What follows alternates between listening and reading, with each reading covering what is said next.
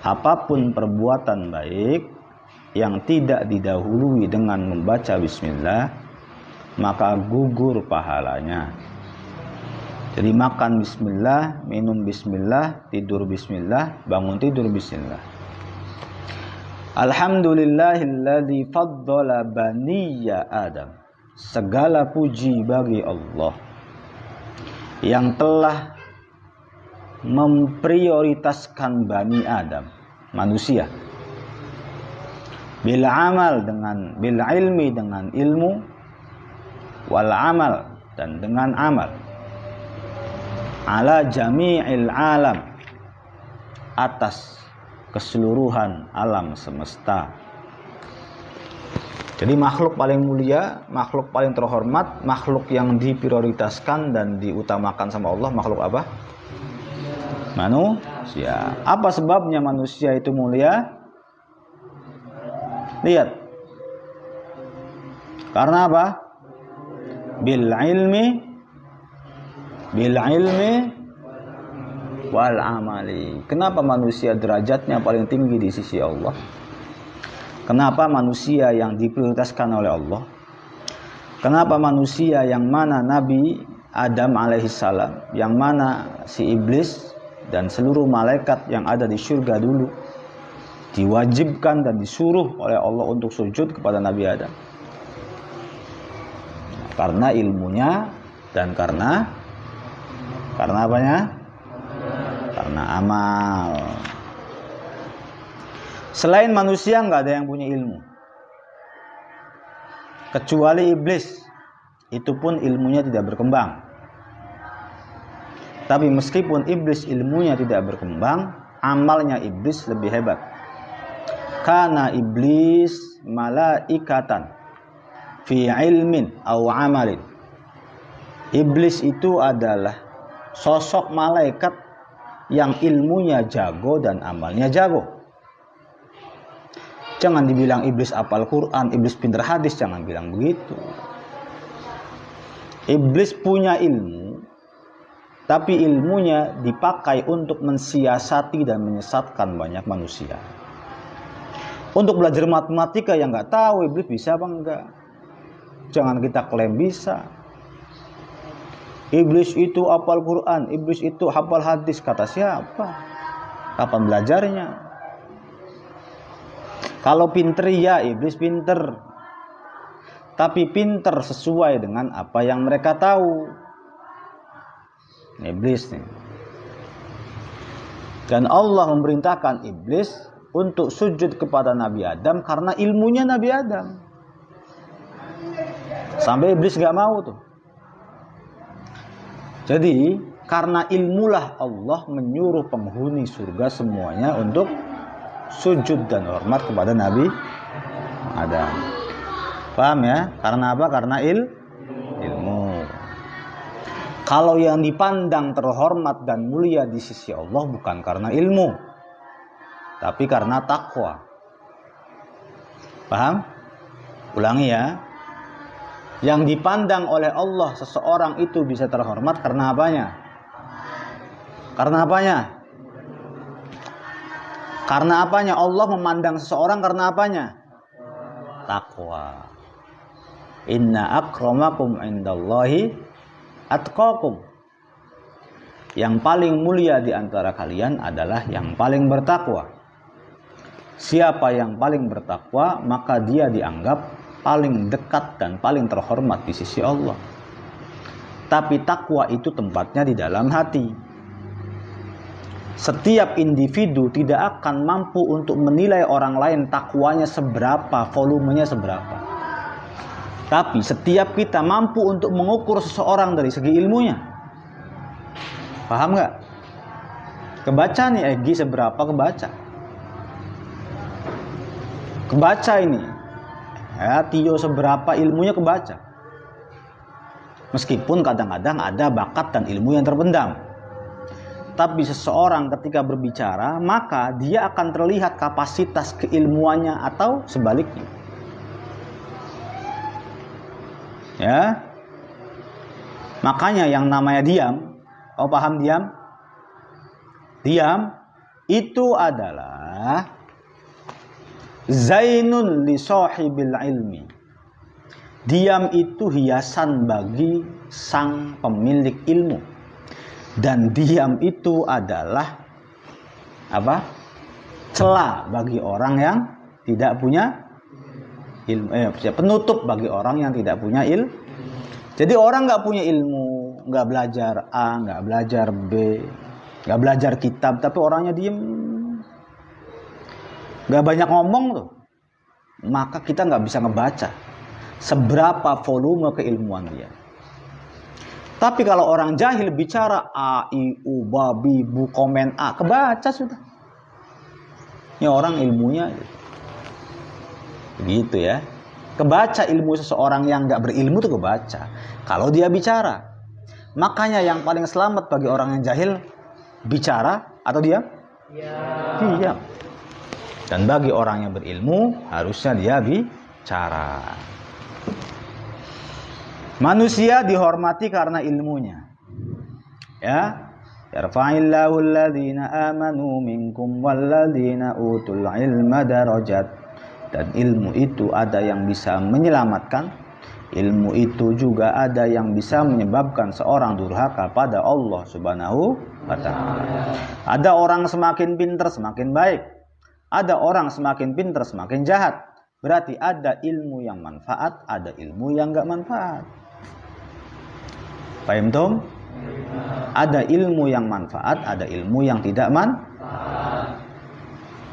Man izdada ilman walam yazdad zuhdan lam yazdad minallahi illa bu'da.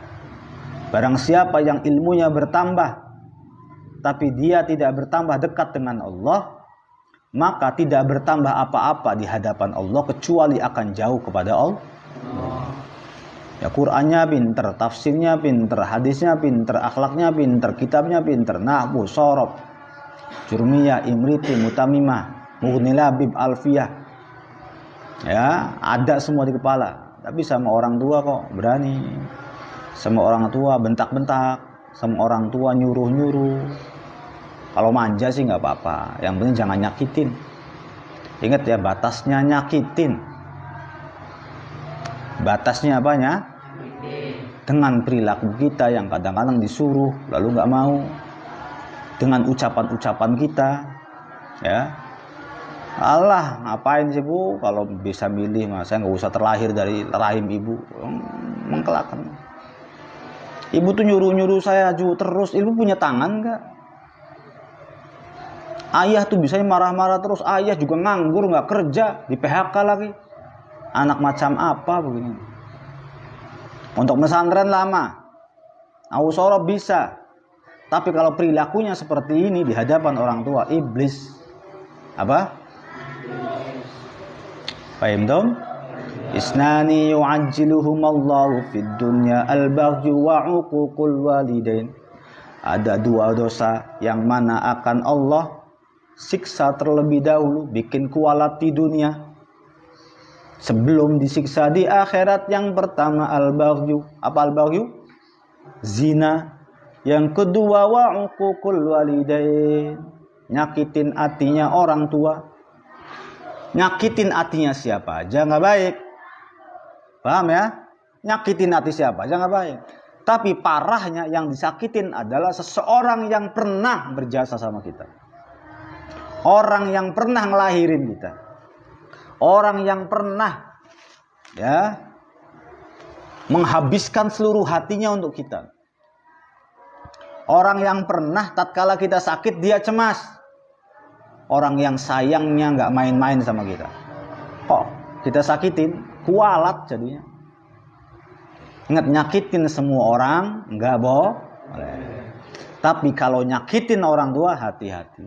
Kualat, dunia akhirat pasti itu mah. Jadi nggak ada ceritanya orang yang durhaka sama orang tua berani sama orang tua terus enak hidupnya. Tapi ada orang yang kaya durhaka sama orang tua, jadi sawang sinawang aja. Kelihatan dari luar. Kan ada sesuatu yang kelihatan dari luar kokoh, di dalamnya dirayapin kan ada. Ada nggak? Kelihatannya kokoh, tapi ternyata di dalamnya kropos. Nah, kita tuh lihatnya dari luar terus mobil tuh bagus, bensinnya nggak ada, turun mesin, ya. Handphone kelihatannya bagus, LCD-nya mungkin, mesinnya mungkin. Jadi jangan melihat sesuatu dari luar, ya. Kita pun kehidupan kita nggak enak, tapi dilihat sama orang lain tuh enak. Kita kan orang yang susah bersyukur nih. Di posisi ini ngerasanya nggak enak, di posisi itu ngerasanya enak, nggak enak. Di posisi ono rasanya nggak enak. Tapi orang yang lihat kita itu ngerasanya posisi kita selalu enak. Enak jadi A, enak jadi B, enak jadi E. Padahal Allah menjatah setiap orang tuh punya enak masing-masing. Adil Allah tuh. Semua orang dibikin Allah bahagia. Dan semua orang diuji oleh Allah dengan ujian yang berbeda-beda. Presiden sama tukang beca ya beda ujiannya. Presiden dikasih uang 100 ribu, tersinggung mungkin. Pengusaha besar, pengusaha batu bara, dikasih uang 50 ribu, tersinggung. Tukang beca coba, dikasih 50 ribu. Girang. Beda kan? Pengusaha besar dikasih kipas angin tuh. Gerah. Tapi maaf, kuli bangunan dikasih kipas angin, seneng apa enggak? Seneng. Gitu. Ada orang yang dikasih rumah satu petaknya sukanya, senengnya bukan main. Ada orang yang dikasih rumah satu petak sengsaranya bukan main. Macam-macam orang tuh. Tergantung tingkatan. Bahagia itu membuat seseorang sengsara. Sengsara itu membuat seseorang jadi bahagia. Pahami baik-baik nih. Konsep alam nih. Sengsara itu membuat seseorang jadi bahagia. Bahagia itu membuat seseorang jadi sengsara. Ada rumah, ada bangunan, ada gentengnya kayak kos-kosan. Ya sekitar 5 kali 4 meter. Cukup untuk satu kamar. Ada kamar mandinya, kosong, nggak dipakai. Di tempat yang lain ada orang yang lagi cari rumah. Diusir suaminya. Diusir mertuanya. Uang nggak bawa. Berhari-hari, berbulan-bulan, kelantang-kelantung nggak karuan di jalanan. Sama anaknya. Ya kehujanan, ya kepanasan. Tidur di kolong jembatan. Kadang-kadang tidur di depan toko. Paham ya? Lalu dikasih rumah yang tadi tuh. Berbulan-bulan ya. Hidup dalam kesengsaraan gak punya rumah, gak bisa makan misalnya. Makannya makan di tong sampah. Dia harus ngemis-ngemis. Sudah lama dia menantikan. Kapan ya Allah saya dikasih rumah. Dikasih rezeki. Lalu secara nggak sengaja ada orang yang ngasih pinjem rumah yang tadi. Yang 4 kali 5 meter tuh. Ini orang seneng apa enggak? Nah, ya, paham ya? Jadi kesengsaraan itu membuat seseorang jadi seneng. Dan kebahagiaan itu membuat orang jadi sengsara. Awas loh, hati-hati ya. Oh bukan berarti bahagia sengsara. Bukan. Bahagia bisa membuat seorang jadi sengsara. Artinya gini, manja bisa membuat seorang jadi berpikir kecil. Tegas membuat seorang bisa menjadi berpikir dewasa. Di sisi lain ada pengusaha. Yang rumahnya megah, mewah, selalu pakai AC. Di rumah pakai AC. Mobil pakai AC. Di kantor pakai AC. Di kendaraan pakai AC. Makanya di restoran yang ber-AC. Apartemennya ber-AC. Tiba-tiba dia sedang dalam keadaan perjalanan dan tidak memungkinkan untuk ke hotel misalnya. Ada badai, ada apa. Lalu dia numpang di rumah satu petak tadi. Sengsara, bahagia? Sengsara, bahagia? Artinya kebahagiaan yang dia miliki itu menyebabkan dia menjadi sengsara. Ya orang yang biasa makannya spaghetti, burger, lalu makan kayak kamu, kangkung, terong. Dia bakal meledek. Udahan aja lah mondoknya. Tapi orang yang gak pernah makan di rumah, ngemis-ngemis terus, kemudian suruh mondok. Makannya terong sama kangkung. Alhamdulillah. Terus nikmat banget di pesantren.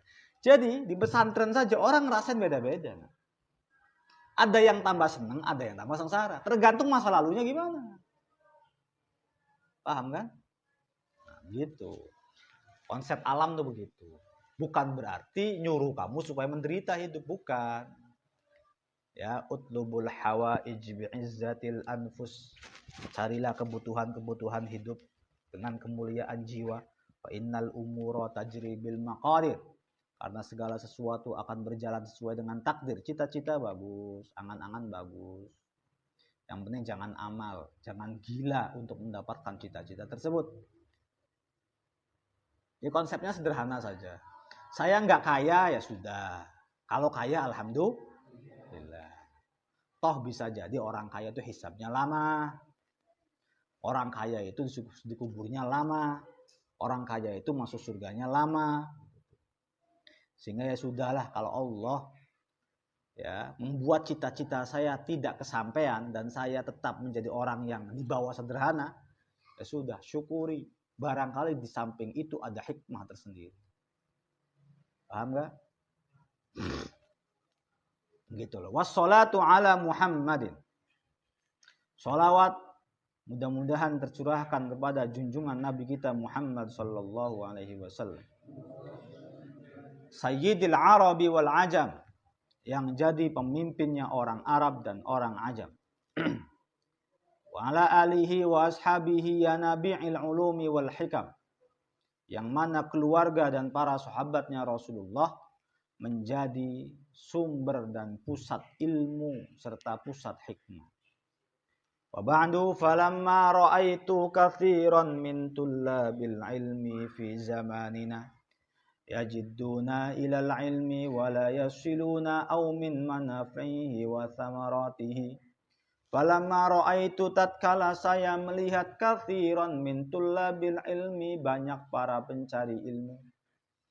Ketika saya melihat banyak para pencari ilmu, banyak para santri fi zamanina, pada zamanku, ya zaman dulu ini. Tapi beliau mengatakan falamma ra'aitu katsiran min tullabil ilmi. Saya melihat banyak sekali santri, banyak sekali para pencari ilmu di zaman aku. Yajidduna ilal ilmi, mereka bersungguh-sungguh belajar, bersungguh-sungguh mutolaah, bersungguh-sungguh ngaji. Ya. Tapi sayangnya wala yasiluna au min manafi'ihi, bahkan au min manafi'ihi wa thamaratihi, ilmunya enggak manfaat, wa thamaratihi, dan dia pun tidak bisa memetik buahnya ilmu. Ingat, itu di zaman dulu. Beliau mengatakan pada zamanku, berarti di zaman dulu. Di zaman dulu, di zaman pada saat musannif itu mengarang kitab ini, itu beliau mengatakan banyak santri yang bersungguh-sungguh rajin sholatnya, rajin terhadap ilmunya, rajin belajarnya, wala yasiluna ilal ilmu, tetapi mereka tidak sampai untuk mendapatkan ilmu yang manfaat. Itu di zaman dulu. Apalagi di zaman sekarang. Khairul quruni qarni, tsummal ladzina yalunahum, tsummal ladzina yalunahum. Sebaik-baiknya kurun, sebaik-baiknya generasi adalah generasinya Rasulullah sallallahu alaihi wasallam. Lalu setelah itu generasi sahabat, setelah itu generasi tabi'in, lalu setelah itu generasi tabi'in terus semakin kesini zaman semakin rusak. Bukan zamannya, orang-orangnya semakin rusak. Makanya min syirari ummati man laqiyatuhum sa'ah, seburuk-buruknya umatku adalah umat atau gerombolan yang menyaksikan hari kiamat. Berarti bisa jadi apabila kelak kita menyaksikan hari kiamat, berarti kita adalah gerombolan umatnya Rasulullah yang paling buruk. Akhlaknya, bukan teknologinya, akhlaknya, perilakunya. Zaman dulu pasti lebih baik. Prihatinnya zaman dulu pasti lebih baik. Belajarnya zaman dulu pasti lebih pejabat zaman dulu insya Allah lebih baik. Biasanya ya. Kita juga santri zaman dulu lebih baik. Kesungguhannya lebih baik. Sekarang kalau beliau sang musonnif saja bilang bahwa di zamanku banyak para santri yang bersungguh-sungguh mencari ilmu tapi ilmunya nggak manfaat. Bagaimana dengan zaman sekarang? Paham? Makanya mondok, pesantren jangan sampai tidak melakukan langkah-langkah yang sudah diajarkan oleh Kitabut Ta'limul Muta'allim. Al-Fatihah. Alhamdulillahirabbil alamin.